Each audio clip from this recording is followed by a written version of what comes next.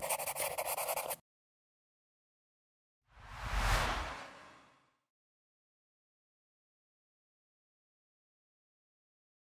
اللہ الرحمن الرحیم۔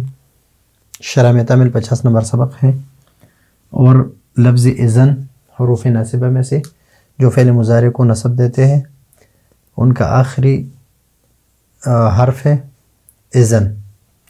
اب اذن جو ہے یہ دو چیزوں کے لیے مستعمل ہے، یا تو کلام سابق کے جواب کے لیے یا کلام سابق کی جزا کے لیے، دو چیزوں کے لیے مستعمل ہے۔ کلام سابق کسی نے کہا کہ اسلم تو آپ اس وقت کہہ سکتے ہیں کہ اذن تدخل الجنہ۔ کسی نے کہا تو یہاں پر جواب اور جزا کے مقابلے میں ہے، اور یہ صرف مستقبل میں آئے گا، صرف مستقبل میں۔ اس طرح ان مستقبل کے لیے ہے، اس طرح اذن بھی مستقبل کے ساتھ، یعنی زمانہ مستقبل یعنی آنے والے زمانے کے ساتھ خاص ہے۔ فَهِيَ لَا تَدْخُلُ إِلَّا عَلَى الْفِعْلِ الْمُسْتَقْبِلِ، یہ صرف فعل مستقبل میں داخل ہوگا، فعل ماضی میں داخل نہیں ہوگا۔ اب یہاں پر اس کی ترکیب ہم کرتے ہیں، پہلے اعراب لگا دیتے ہیں، وَإِذَنْ لِلْجَوَابِ وَالْجَزَاءِ۔ اذن کیا ہے؟ یہ مبتدا ہے، مبتدا۔ لام حرف جر ہے، جواب معطوف علیہ ہے، واو حرف عطف ہے، الجزاء معطوف ہے۔ معطوف اور معطوف علیہ مل کر یہ مجرور ہے اس حرف جر کے لیے، اور جر اور مجرور مل کر یہ ظرف مستقر ہے، ثابتۃ کے متعلق ہے۔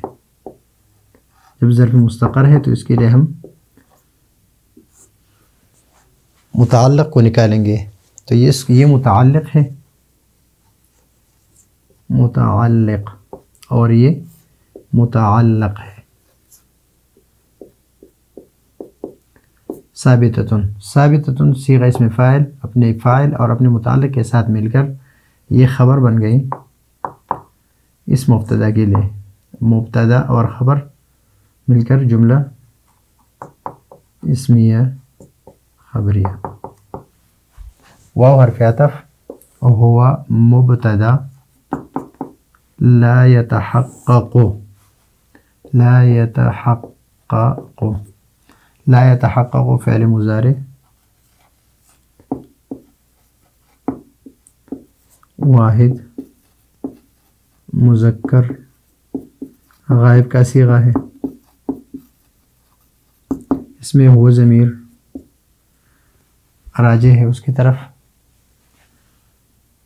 وہ فاعل ہے، الا حرف استثناء ہے، فی حرف جر ہے، الزمان موصوف ہے، الزمان المستقبل یہ صفت ہے، موصوف صفت، یہ مجرور اس حرف جر کے لیے، اور جار مجرور مل کر یہ مستثنی، یہ متعلق ہے لا يتحقق کے، مستثنی مفرغ ہے، اور یہ متعلق ہے یتحقق کے۔ ابھی یتحقق فعل فاعل اپنے متعلق کے ساتھ مل کر جملہ فعلیہ خبریہ، خبر ہے اس ہوا مبتدا کے لیے، مبتدا اور خبر جملہ اسمیہ خبریہ۔ فا نتیجے کے لیے ہے، ہی مبتدا لا تدخلو، فہی ضمیر کس کی طرف راجع ہے؟ اذن کی طرف۔ تدخلو یہ صیغہ واحد مؤنث غائبہ کی ہے، اور راجع ہے، اس میں یہ ضمیر ہے جو اس کی طرف راجع ہے اذن کی طرف، الا حرف استثناء، حرف استثناء على حرف جر ہے، الفعل موصوف ہے اور المستقبل یہ صفت ہے.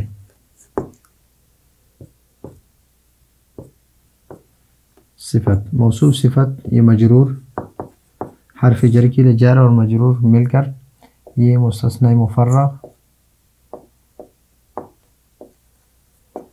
متعلق ہے تدخل کے، یعنی یہ ظرف لغو ہے، متعلق ہے تدخل کے.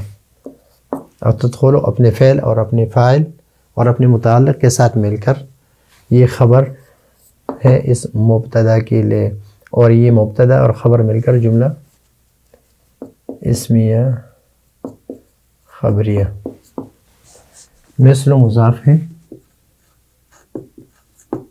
اذن فعل یا حرف ناصب ہے، حرف ناصب للمستقبل. تدخل اذن تدخل الجنة، تدخل فعل مضارع صیغہ واحد حاضر، واحد مذکر حاضر، اس میں انت ضمیر فاعل، الجنت مفعول فیہ، فعل اپنے فاعل اور مفعول فیہ کے ساتھ مل کر یہ ہے ذوالحال. ذوالحال فی حرف جر جوابی مضاف، من موصولہ، قال فعل فاعل، فعل فاعل مل کر یہ قول. اسلمت فعل فاعل،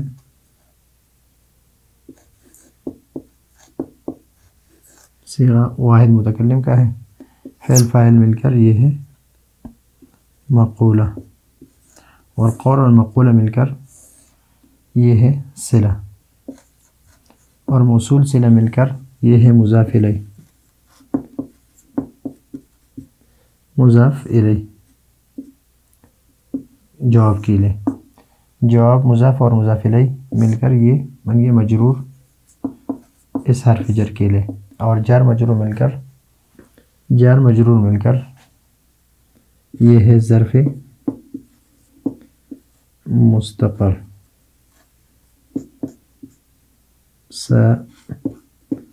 ثابتن کی،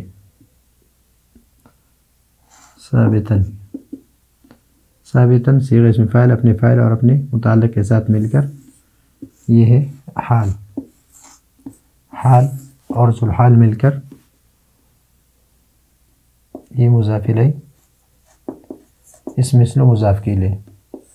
تو مثل یہ مضاف الیہ یہ خبر، اور مثالہ مبتدا کے لیے، اور یہ اعنی مثل یہ اس کے لیے مفعول بھی بن گیا. اس کی ترکیب ہم بار بار کرتے ہیں تو کہیں پر ہم اس کو چھوڑ دیتے ہیں. تو یہ ہے آج کا ہمارا سبق کہ اذن جو ہے یہ جواب کے لیے ہے. کوئی سب سے پہلے اگر کوئی کہے کہ اسلم تو، اور آپ اس کی جواب میں کہے اذن تدخل الجنہ، پھر تو آپ جنت میں داخل ہوں گے، پھر تو آپ جنت میں داخل ہو جائیں گے. یا کوئی کہے کہ میں اپنا گاؤں جا رہا ہوں، اذهب الى قریتی، اور آپ اسے کہے کہ اذن تفرح، پھر تو آپ بہت خوش ہوں گے. تو یہ کس پر داخل ہوتا ہے؟ یہ جواب اور جزاک کے لیے ہے، اور یہ صرف زمان مستقبل پر داخل ہوتا ہے، بس زمان مستقبل پر داخل ہوتا ہے، ماضی پر داخل نہیں ہوتا. تو یہ ہے آج کا ہمارا سبق. اگلے سبق کے لیے اجازت چاہتے ہیں. اللہ حافظ.